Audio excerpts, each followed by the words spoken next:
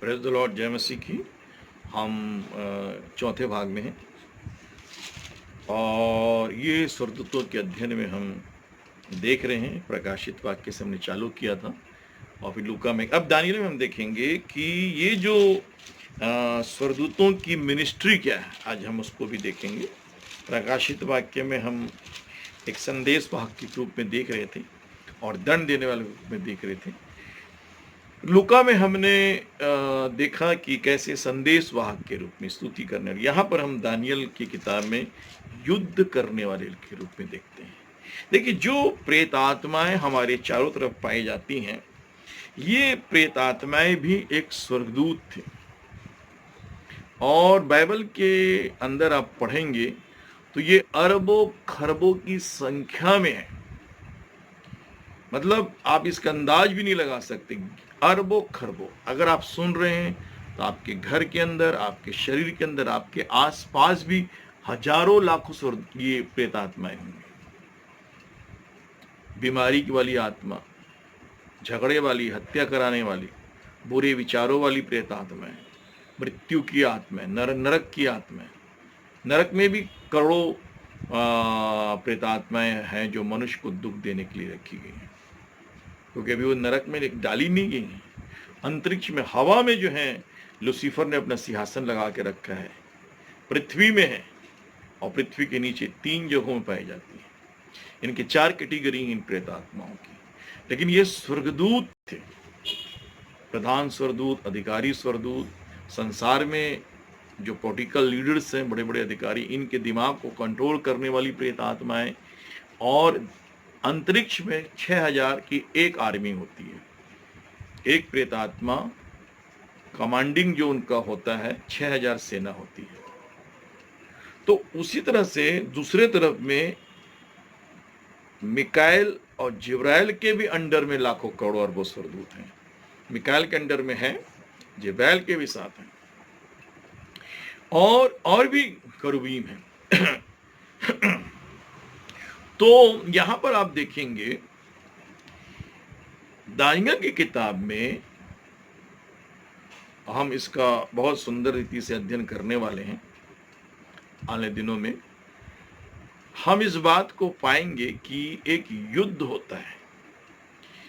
Daniel कुछ, उस पर कुछ दर्शन होता है और उस दर्शन के अंदर वो इन अंतिम जो प्रकाशित वाक्य में जो बातें लिखी हैं, वो दानियल की किताब में भी लिखी हैं कि यूरोपियन कंट्री, जिसके 10 कंट्रियों का एक समूह होगा और 7 उसके अध्यक्ष होंगे, लीडर्स होंगे। बाइबल में लिखा है कि एक पशु को मैंने निकलते हुए देखा समुद्र से, जिसके 10 सिंग और 7 सिर थे और एक उस पर वेश्या बैठी थी। ये उस आह्वान करेंगे उस प्रेतात्माओं का जो अभी नरक कुंड में बंद है, तब ये 666 आएगा। यही घटना को उसने, दानियल ने भी देखा है। लेकिन थोड़ा सा हम अध्ययन करेंगे कि उस पुस्तक को, उन दर्शन की बातों को, जो पुस्तक समझ में नहीं आ रहा है, तो वो उपवास की प्रार्थना कर रहे हैं। हम पढ़ेंगे दानियल 10 अध्याय पहले पद से। फारस देश के राजा खुशरू के राज्य के 3रे वर्ष में दानियल पर, जो बेलशस्सर भी कहलाता है, एक बात प्रकट की गई और वह बात सच थी कि बड़ा युद्ध होगा। उसने इस बात को बूझ लिया और उसको इस देखी हुई बात की समझ आ गई। उन दिनों में दानियल 3 सप्ताह तक शोक करता रहा।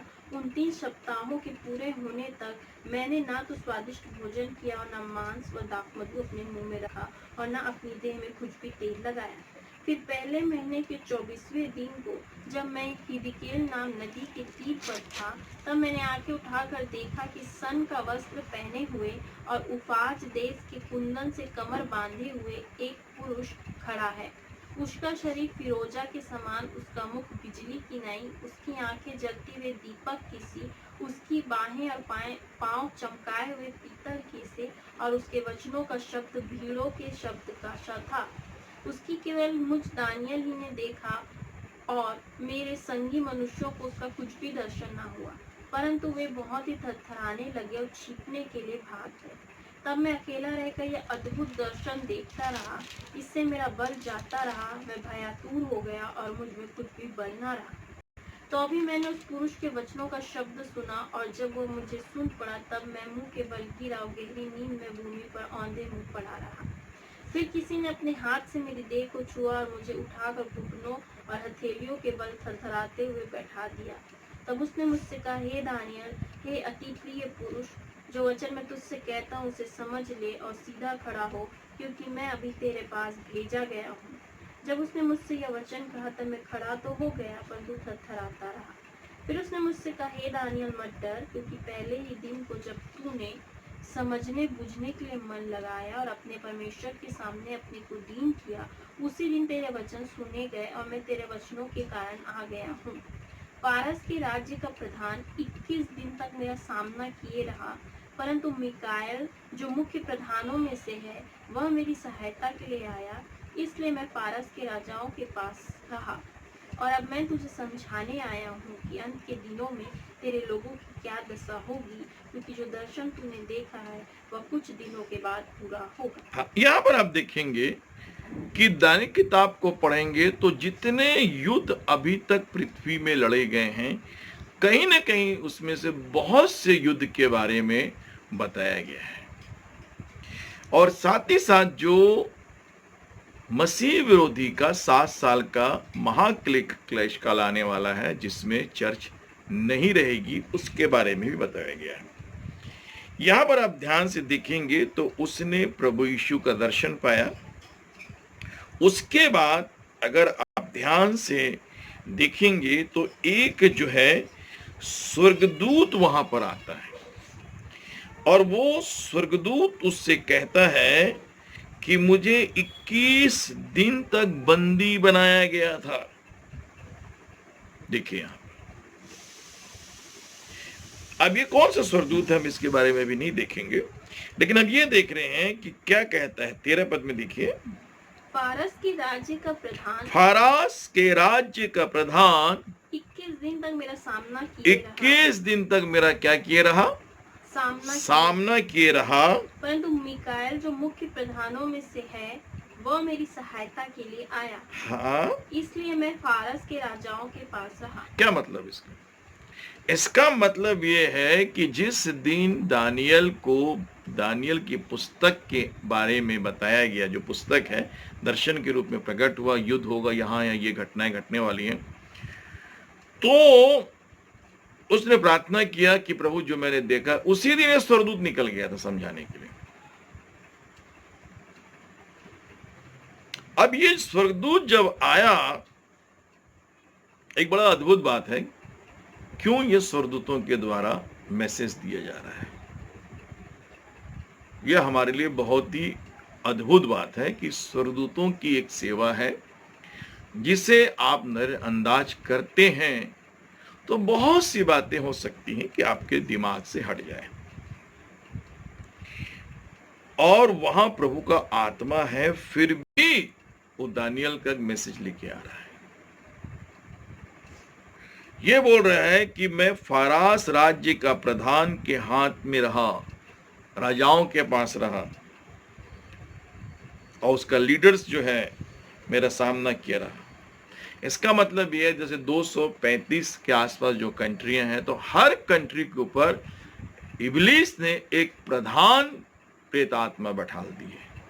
ये इतना शक्तिशाली स्वर्गदूत है जिसकी आप कल्पना भी नहीं कर सकते। मतलब जो अब इब्लीस बन गया, जो शैतान बन गया, जो स्वर्गदूत था। आपको क्यों यीशु मसीह चाहिए, और यीशु का लहू चाहिए, और बाइबल चाहिए, यीशु का नाम चाहिए, और पवित्र आत्मा प्रार्थना के जीवन चाहिए, क्योंकि आपके अपोजिशन में इतने खतरनाक आत्माएं हैं कि आप इनके सहायता के बिना या इनके साथ रहे बिना या पाप मुक्ति पाके इन बातों में, जो ईश्वरी बातों में आप आगे नहीं बढ़ सकते। कई प्रकार की समस्याएं, बीमारी, दुख, तकलीफ, बेरोजगारी, कला, झगड़े, शादी ब्याह के प्रॉब्लम, मौत, नरक, ये सबको आप समझ नहीं पाएंगे। इसलिए आपको यीशु की जरूरत है। यीशु की जरूरत इसलिए है क्योंकि आपको आशीषित होना है। स्वर्ग जाने के लिए आशीषित होना है। स्वर्ग जाते समय भी आपकी ऊपर कई परीक्षाएं इब्लीस लेके आएगा, पाप की परीक्षाएं। अब यहां पर दानियल 3 सप्ताह तक उपवास की प्रार्थना करता रहा, कुछ लिक्विड कुछ लेता रहा हल्का फुल्का। तब लिखा मिकाएल स्वर्गदूत इसको अंतरिक्ष से छुड़ा के लाया 21 दिन के बाद। कई बार आपकी प्रार्थना कबूल नहीं होती, आपको लगता है मेरी प्रार्थना का उत्तर क्यों नहीं आ रहा है। उस समय आपको स्पेशल प्रार्थना, स्पेशल फास्टिंग प्रेयर की जरूरत पड़ सकती है। ये दानियल किताब को पढ़ते समय हमें इसका ज्ञान होता है। आगे पढ़ेंगे। और अब मैं तुझे समझाने आया हूँ कि अंत के दिनों में तेरे लोगों की क्या दशा होगी, क्योंकि जो दर्शन तूने देखा है वो कुछ दिनों के बाद पूरा होगा। हाँ, बहुत सी बातें पूरी होंगी। बोला कुछ दर्शन देखा था वो पूरा होगा। आगे। जब वो पुरुष मुझसे ऐसी बातें कह चुका, तब मैंने भूमि की ओर मुंह किया, चुपका रह गया। तब मनुष्य की संतान के समान किसी ने मेरे होंठ छुए और मैं मुंह खोलकर बोलने लगा। और जो मेरे सामने खड़ा था उससे मैंने कहा, हे मेरे प्रभु, दर्शन की बातों के कारण मुझको पीड़ा सी उठी और मुझ में कुछ भी बल नहीं रहा। सो प्रभु का दास अपने प्रभु के साथ क्यों कर बातें कर सके, क्योंकि मेरी देह में ना तो कुछ बल रहा और ना कुछ सांस ही रह गई। तब मनुष्य के समान किसी ने मुझे छू कर फिर मेरा हियाव बनाया और उसने कहा, हे अति प्रिय पुरुष, मत डर, तुझे शांति मिले, तू दृढ़ हो, तेरा हियाव बंधा रहे। जब उसने यह कहा, तब मैंने हियाव बांध कर कहा, हे मेरे प्रभु, अब कह, क्योंकि तूने मेरा हियाव बंधाया है। तब उसने कहा, क्या तू जानता है कि मैं किस कारण तेरे पास आया हूँ? अब मैं फारस के प्रधान से लड़ने को लौटूंगा, और जब मैं निकलूंगा तब यूनान का प्रधान आएगा, और जो कुछ सच्ची बातों से भरी हुई पुस्तक में लिखा हुआ है वह मैं तुझे बताता हूँ। हाँ, जो कुछ फिर से पढ़ेंगे 20 पद को। तब उसने कहा, क्या तू जानता है कि मैं किस कारण तेरे पास आया हूँ? अब मैं फारस के प्रधान से लड़ने को लौटूंगा। अब ये मुझे ऐसा अनुभव होता है ये जिब्राइल ही स्वर्गदूत रहा होगा। ऐसा अनुभव मुझे लग रहा है, क्योंकि कहता है कि मैं उससे लड़ने को लौटूंगा। एक बड़ा मतलब एकदम कंफर्म में नहीं कह सकता, लेकिन ये बहुत ही शक्तिशाली स्वर्गदूत था, साधारण स्वर्गदूत नहीं था। और इसने एक शब्द कहा, हम उसको पढ़ेंगे आगे। और जब मैं निकलूंगा तब यूनान जो कंट्रियां हैं, कम से कम 15 से ऊपर कंट्रियां हैं। Australia, Britain, Sweden, Switzerland, Belgium, कई प्रकार की और भी जो कंट्री है, इटली, ये यूरोपियन कंट्रियां कहलाती हैं। और जो इराक है, ईरान, इराक, सीरिया, ये जो बेल्ट है ये फरास का स्थान कहलाता है। जो इराकी जो क्षेत्र का जो प्रधान प्रेतात्मा थी उसने उसको रोक के रखा था, क्योंकि दानियल उस समय इराक की गुलामी में था। इराक में उसमें नबूकदनेस्सर का राज्य था, वो बेबीलोन कहलाता था, बाबुल देश कहलाता था इराक उस समय। और ये जो यूरोपियन कंट्रियों का लीडर्स है, प्रधान प्रेतात्मा, ये भी आएगा ऊपर स्वर्ग जाने के लिए, रोकने के लिए। आपको क्या लगता है, आपकी आत्मा ऐसी फोकट निकल के स्वर्ग चली जाएगी? आपको याद है लूका में लिखा हुआ है, उसके बारे में हम पढ़ेंगे। यूनान का प्रधान आएगा, ये प्रधान प्रेतात्मा है। आप पृथ्वी में जो जीवन जी रहे हैं, इसके पीछे कहीं न कहीं स्वर्ग, परमेश्वर पिता यीशु प्रभु की पाक रूह की दया है प्रियो, क्योंकि आपके जो आदि माता पिता आदम हवा के गुनाह की गलती हम भोग रहे हैं। और हम बोले ये परमेश्वर ने उनको क्यों बनाया? ऐसा नहीं, परमेश्वर ने हमें स्वतंत्र बनाया है। स्वर्ग भी स्वतंत्र है, स्वर्ग में भी स्वर्गदूतों का राजपाट चलता है। ये अब जो ये अभी यीशु मसीह की मौत के बाद और जी उठने के बाद सिस्टम चेंज हुआ है और चेंज होते चले जा रहा है। हम उसको भी देखेंगे। स्वर्गदूतों के हाथ से सब निकाला जा रहा है और इब्लीस के हाथ से भी निकाला जा रहा है, और ये यीशु प्रभु के हाथ में आ रहा है और चर्च के हाथ में आने वाला है। गवर्नमेंट 3 स्वर्ग है तो 3 प्रकार के राज्य हैं, और करोड़ों अरबों खरबों मिलियन स्वर्गदूत हैं। हम इसके बारे में देखें। अब देखिए आगे क्या लिखा हुआ 21 पद में।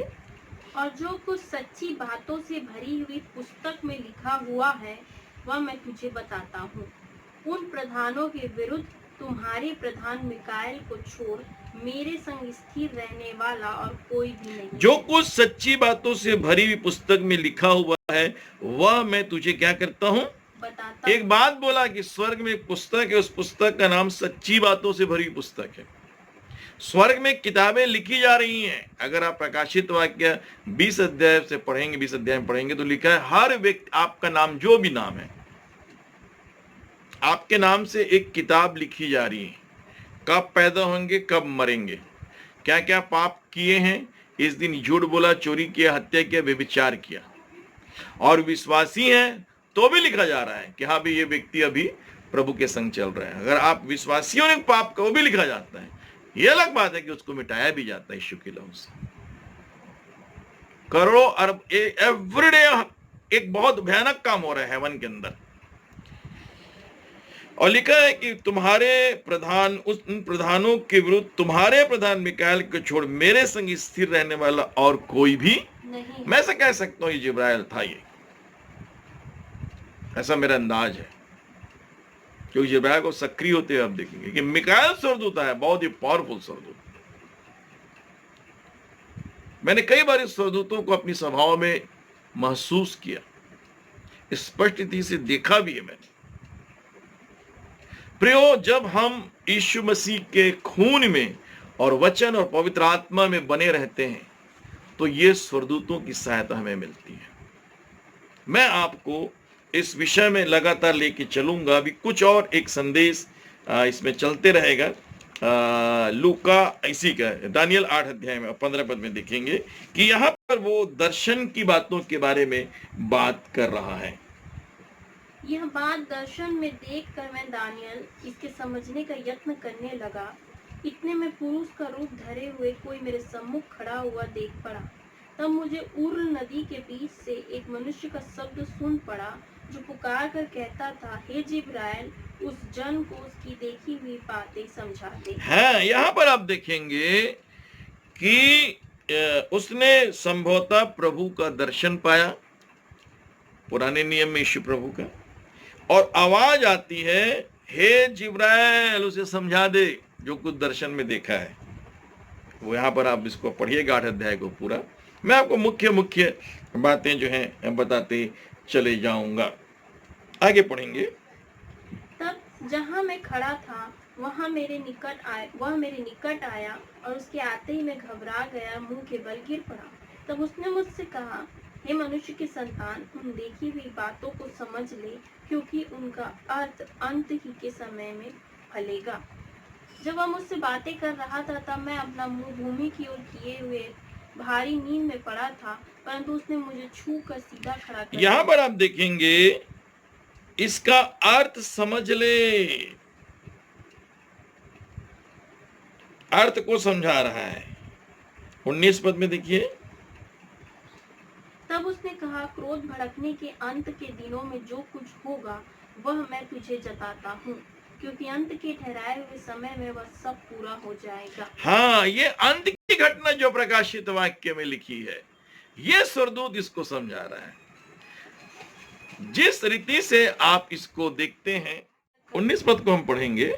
तब उसने कहा, क्रोध भड़कने के अंत के दिनों में, क्रोध भड़कने के अंत के दिनों में जो कुछ होगा वह मैं तुझे जताता हूँ। अब ये जताता हूँ आगे, क्योंकि अंत के ठहराए हुए समय में वह सब पूरा हो जाएगा। हाँ भैया, ये मैसेज जिब्राइल दे रहा है। ये प्रभु का धन्यवाद हो कि भविष्यवक्ताओं के पास आ रहा है। आज भी जो परमेश्वर के भविष्यवक्ता और प्रेरित हैं, उन्हीं के द्वारा ये समझ में आएगा। ये पुस्तक वैसी वाली पुस्तकें नहीं है, दानियल पुस्तक और प्रकाशित वाक्य कोई प्रचार की किताबें नहीं है।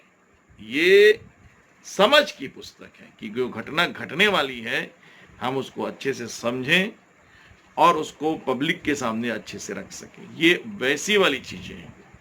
कलाम के अंदर आप देखेंगे तो एक और बात है, पढ़िएगा 20 पर। जो 2 सींग वाला मेढ़ा तूने देखा है उसका अर्थ मादियों और फारसियों के राज्य हाँ, से तो है। जो लूसीफर के जो कम से कम 8 गवर्नमेंट हैं अभी तक पृथ्वी में हो चुके हैं। मिस्र का राज्य, बेबीलोन का राज्य, सीरिया का राज्य, मादी और फारसियों का राज्य अर्थात उस इराक बेल्ट के आसपास, और सिकंदर महान का राज्य जो यूनान के क्षेत्र का था, और रोम का राज्य। तो ये 8 राज्य हैं जिसमें अंतिम जो राज्य है वो एंटी क्राइस्ट का होने वाला है। तो उस समय जो किंगडम चल रही थी, हम इसके बारे में भी अच्छे से अध्ययन करेंगे, उसने दर्शन में देखा था प्रियो, और मैं कोशिश करूंगा कि आपको इसको कंटिन्यू आगे 5वें भाग में आपको बताऊं।